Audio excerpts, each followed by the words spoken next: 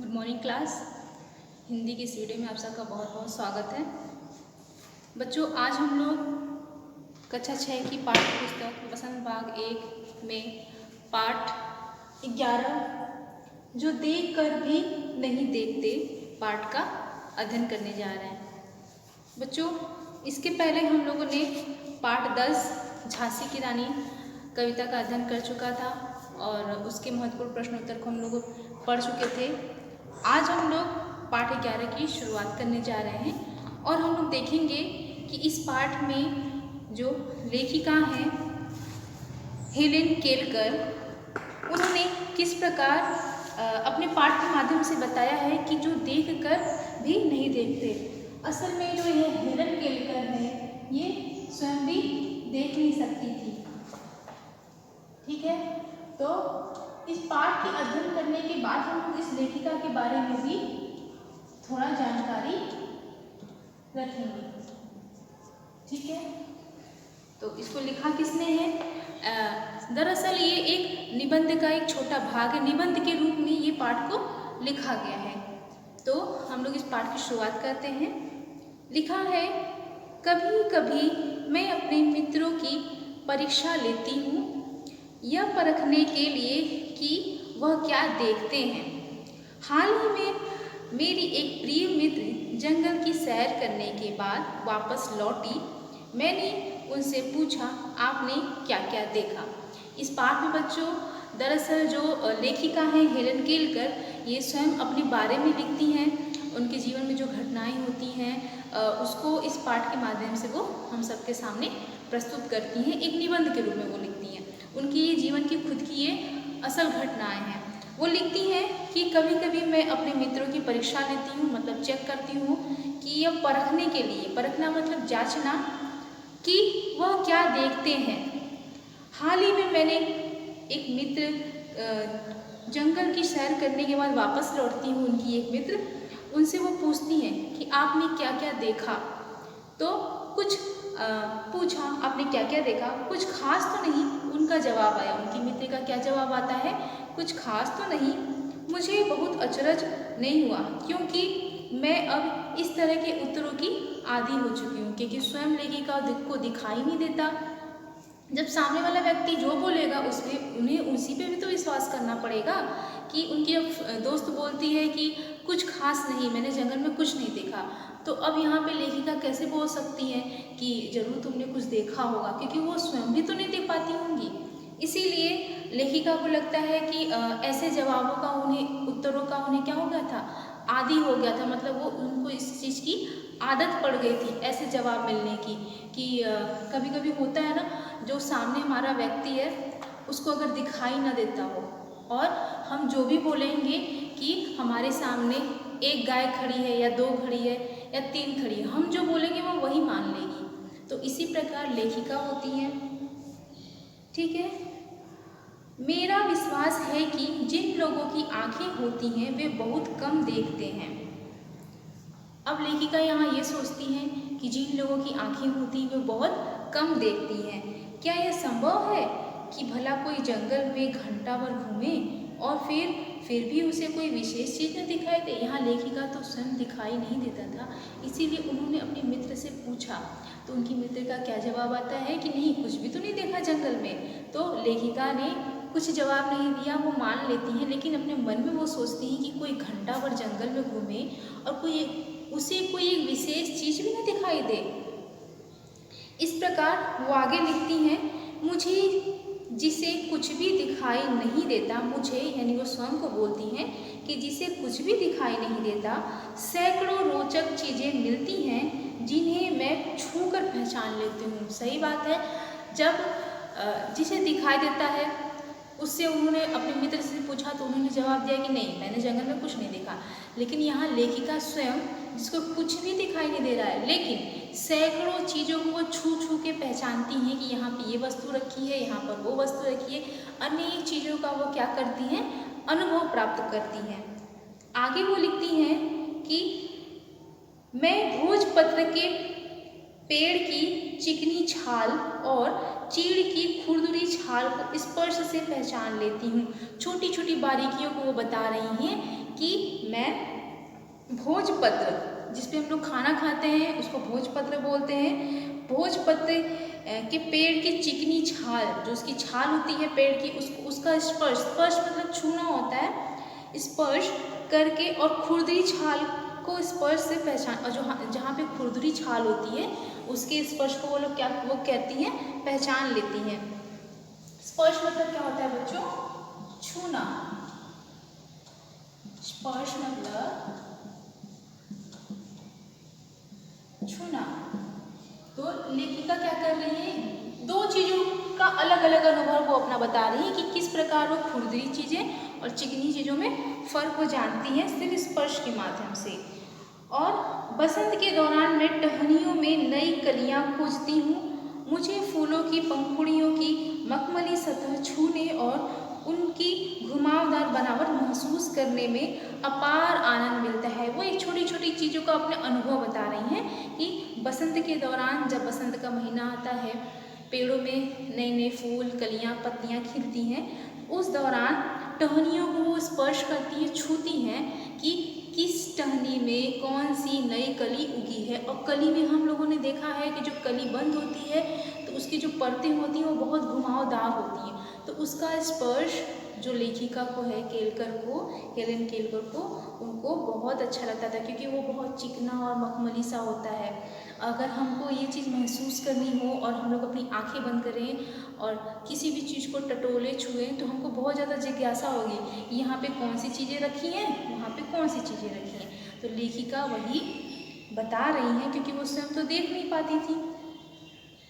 आगे वो बोलती हैं कि इस दौरान मुझे प्रकृति के जादू का कुछ एहसास होता है।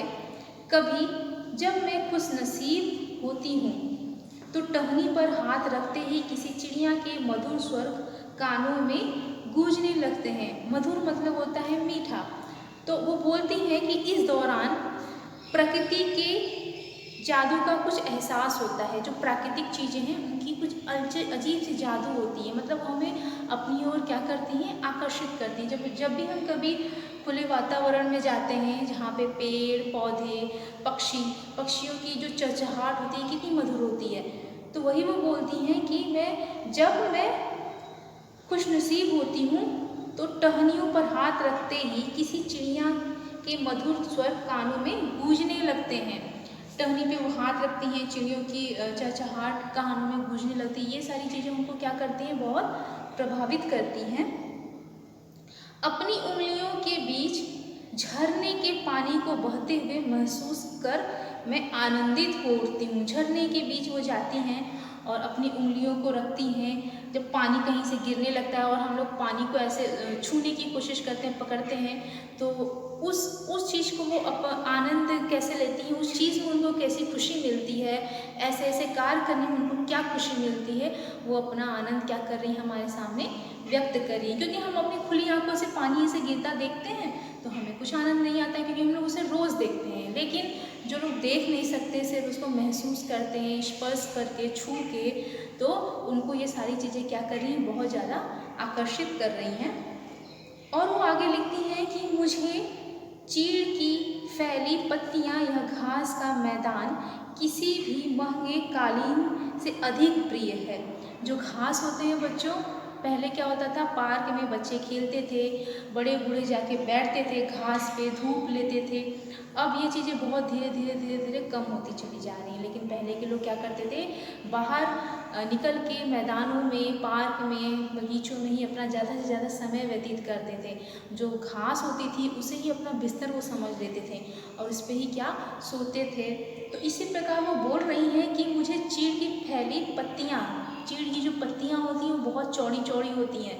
तो वो बोलती हैं कि मुझे चीड़ की पत्तियाँ और घास, जो मैदान की जो घास है, वो महंगे कालीन से अधिक प्रिय है। जो हमारे घरों में महंगे महंगे कालीन बिछाए जाते हैं, जो चटाई की तरह होती है, लेकिन वो मखमली होती है, थोड़ी सी मोटी होती है, कपड़े की होती है कालीन।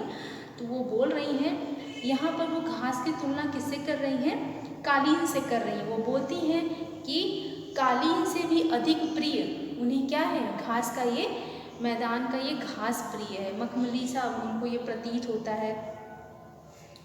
आगे वो लिखती हैं कि बदलते हुए मौसम का समा मेरे जीवन में एक नया रंग और खुशियाँ भर जाता है। जब मौसम बदलते हैं तो जो समा होती है, मतलब अलग अलग मौसम में अलग अलग वातावरण होते हैं। जैसे गर्मी में गर्मी लगती है, ठंडी में ठंडी लगती है, तो मौसम को वो बदलते हैं और उसको महसूस, हम लोग तो मौसम को बदलते हुए आंखों से अपने देखते हैं कि अब बदली हो गई है, अब बारिश होगी। लेकिन जो लोग देख नहीं सकते वो लोग क्या करते हैं, सिर्फ महसूस करते हैं। तो वही यहाँ ये लिखती हैं कि मौसम के बदलते रंग को क्या करती हैं, जीवन में नई खुशियाँ भर जाता है।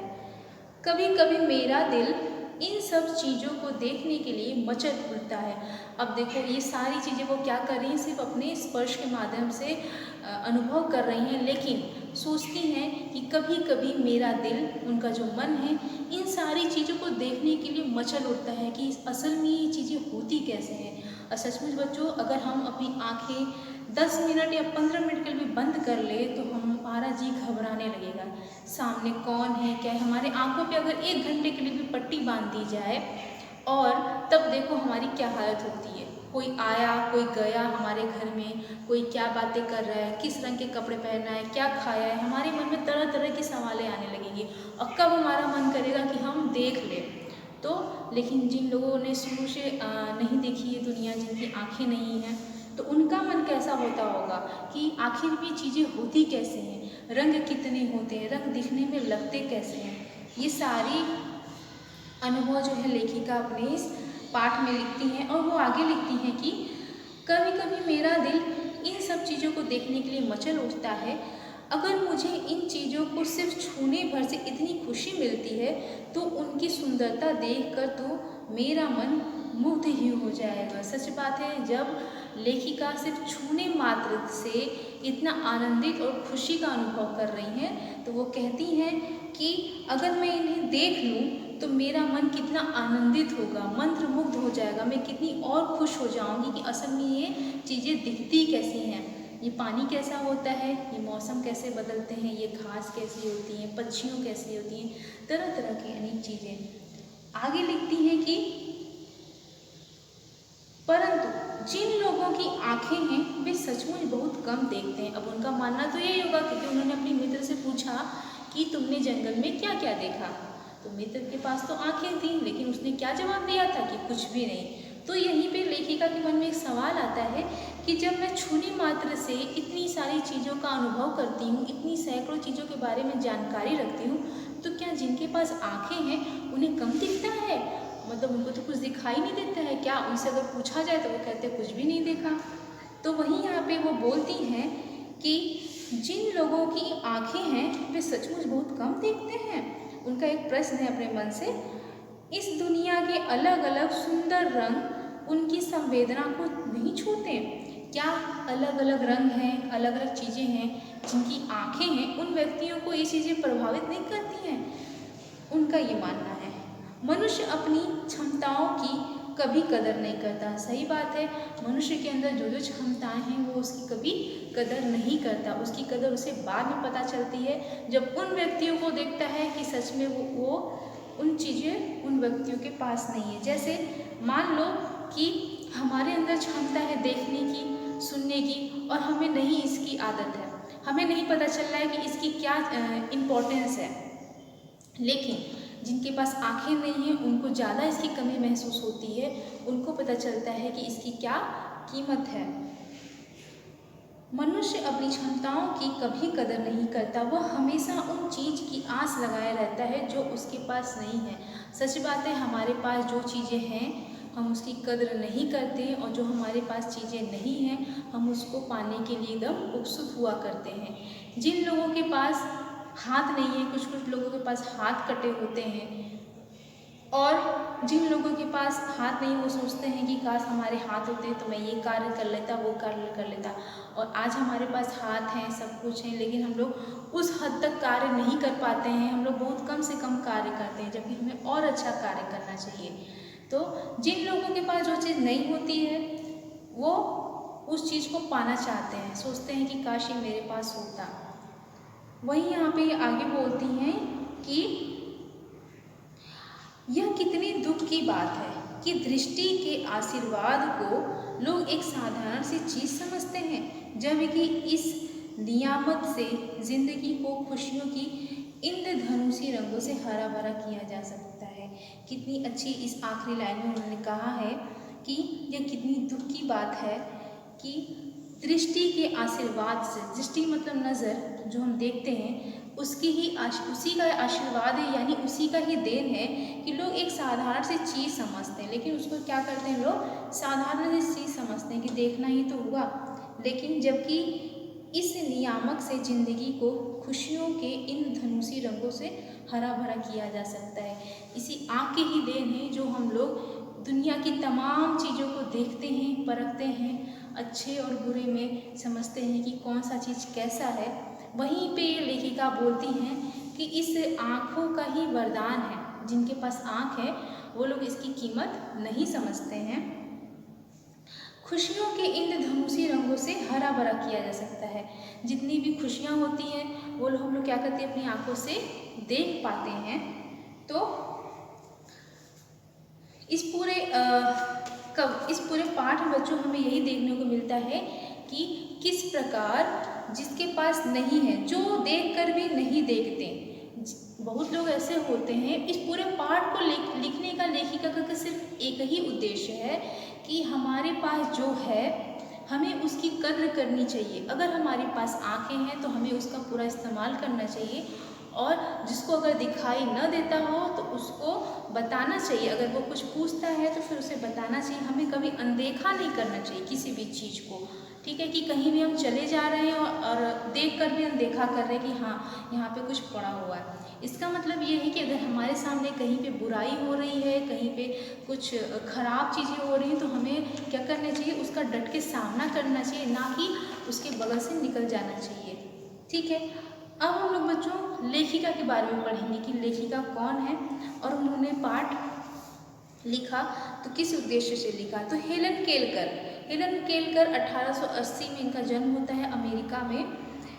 एक ऐसा नाम है जो घोर अंधकार के बीच भी रोशनी देता रहा। एक ऐसा नाम है हेलन केलकर, जो जहाँ पे घोर अंधकार है लेकिन इनका नाम क्या करता है, उजाला भर देता है। क्यों भर देता है? कल्पना करो कि तुम जो न सुन सकता हो न देख सकता हो, फिर भी वह लिखना पढ़ना और बोलना सीख ले, भरपूर आशा आकांक्षा के साथ जीवन जीने लगे और उसके योगदान दुनिया के लिए यादगार बन जाए। जो देख भी नहीं सकता, सुन भी नहीं सकता, लेकिन वह लिखना पढ़ना और बोलना सब जानता हो, तो उसको दुनिया क्या करेगी, याद करेगी। ऐसे ही हमारी ये लेखिका हैं हेलन केलकर। ये देख भी नहीं सकती थी, सुन भी नहीं सकती थी, लेकिन धीरे धीरे इन्होंने क्या किया, पढ़ना लिखना और बोलना सब सीख लिया और दुनिया के लिए क्या बन गई, एक मिसाल बन गई। ऐसी थी हेलन केलकर। जब वे 1.5 वर्ष की थी, बचपन की एक गंभीर बीमारी की वजह से उनकी देखने और सुनने की शक्ति जाती रही, धीरे धीरे जा रही थी। इनकी देखने और सुनने की शक्ति क्या हो रही थी, धीरे धीरे जा रही थी। लेकिन उन्होंने हार नहीं मानी। ये बचपन से ही सुन सकती थी, देख सकती थी, लेकिन इन्हें एक बीमारी हो जाता है और धीरे धीरे इनकी सुनने और देखने की शक्ति जा रही थी। उन्होंने हार नहीं मानी। कॉलेज के दिनों में ही प्रकाशित अपनी आत्मकथा स्टोरी ऑफ लाइफ में वे लिखती हैं, मुझे तो ये याद नहीं कि ऐसा कैसे हुआ। उनकी एक किताब है बच्चों, किताब नहीं इनकी आत्मकथा है। आत्मकथा जिसमें स्वयं के बारे में लिखा जाता है, स्टोरी ऑफ लाइफ। उनकी आत्मकथा का क्या नाम है, स्टोरी ऑफ लाइफ। ठीक है, ये इनका ऑटोबायोग्राफी है, इंग्लिश में इसको ऑटोबायोग्राफी बोलते हैं, आत्मकथा, जिसके बारे में इसमें वो अपने स्वयं की कहानी लिखती हैं। लाइफ मतलब स्वयं के जीवन की कहानी लिखती हैं। वो उसमें लिखती हैं, मुझे ये तो याद नहीं कि ऐसा कैसे हुआ, लेकिन ऐसा लगता था कि रात कभी खत्म क्यों नहीं होती है और सुबह क्यों नहीं आती। दुनिया की सभी भाषाओं में इस कविता के अनुवाद हुए। इसके अलावा भी उनकी 10 पुस्तकें और सैकड़ों लेख प्रकाशित हुए। उन्होंने दुनिया भर में घूम कर अपने जैसे लोगों के अधिकार और विश्व शांति के लिए काम किया। हेलन केलकर भारत भी आई थी। ये अमेरिका की रहने वाली थी, एक फॉरेनर थी, लेकिन बिना देखने और बिना सुनने की शक्ति रहने के बाद भी वो क्या करती है, सुनती हैं वो लेकिन बोल नहीं सकती। उन्होंने क्या बोलना सीखा फिर धीरे धीरे। उसके बाद भी दुनिया भर में घूम घूम कर अपने जैसे लोगों के लिए, अधिकारों के लिए क्या करने लगी, कार्य करने लगी।